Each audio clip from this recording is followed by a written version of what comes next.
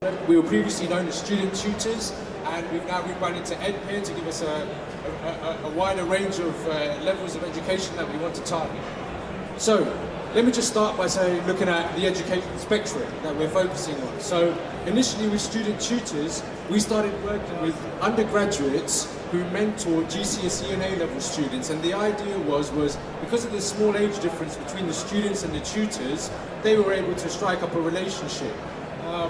And now what we've looked to do is, because of the success of that model, is we're looking to expand that and look at different levels of peer-to-peer learning. So we're looking at postgraduates tutoring undergraduates. We're looking at enterprise education. We're looking at corporates to mentor young startups in a peer-to-peer learning environment. So the idea of the platform is for students of all levels to be able to connect with their peers, communicate on forums, and also find mentors that will help them with anything that they're struggling with. So let me tell you a little bit about the platform and how it works. So first of all, we've aggregated content from all across the web, from open educational resources, to provide thousands of pieces of free content available to students anytime they want to log on. And that will include videos, lesson notes, quizzes, and even games, right? That is then in your course management system, which then looks at your course, tells you how much you have to do to complete your course and how well you are doing. On the forums, if you're going through any of that content, you can then discuss that with your peers and anything you're struggling with. And upon completing those courses, you are then awarded with digital badges to show the progress you've made. Now, the actual mentoring takes place using virtual classroom technology, which is an interactive whiteboard with webcam, and that includes recording of the classrooms and also microphone capabilities with breakout rooms. So our current focus is delivering in the private tutoring market, as well as delivering into schools and running virtual homework clubs after school. And we're also looking at ways of getting corporates involved in mentoring startups using our platform, and for startups to learn from each other and sit online courses and go through content that will help them accelerate their startup all online and together in the peer-to-peer learning environment.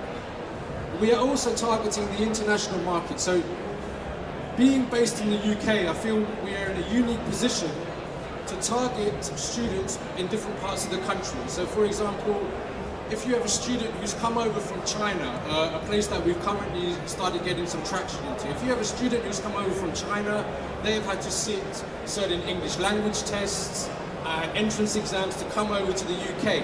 Now what we're looking to do is provide a reverse mentoring solution. So those students can mentor students who are in China who are looking to come over to the UK in English as well as in their native tongue. So being in the UK and having a large base of UK-based overseas students, we feel we're in a unique position to deliver that overseas. Another big thing about EdTech and the whole education space is about impact measurement. So we've developed a tool called Edalytics, which is the study of analytics in education. So if we're talking about providing a tutoring service or a mentoring service where we want to raise our impact, how do we measure the success that we've had? We do that on our platform by getting the students to sit a test at the beginning and then go through regular testing during the course of the program, and finally sit a test at the end for us to compare and see how they've improved. And we have a unique algorithm that we've developed, and we've taken methodologies from the Education Endowment Foundation, Nestor's Standards of Evidence, and Pearson's Renaissance in Assessment to develop this algorithm that will give us impact reports on the interventions of the sessions. We started working, we launched in January last year. We worked with Ian in the Great EdTech Incubator Program. We're also an Unlimited Fast Growth Award winner.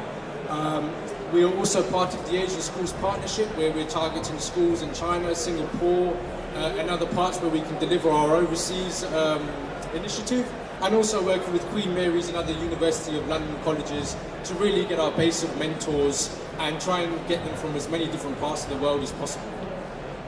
So guys, thanks for your time, and look forward to any questions.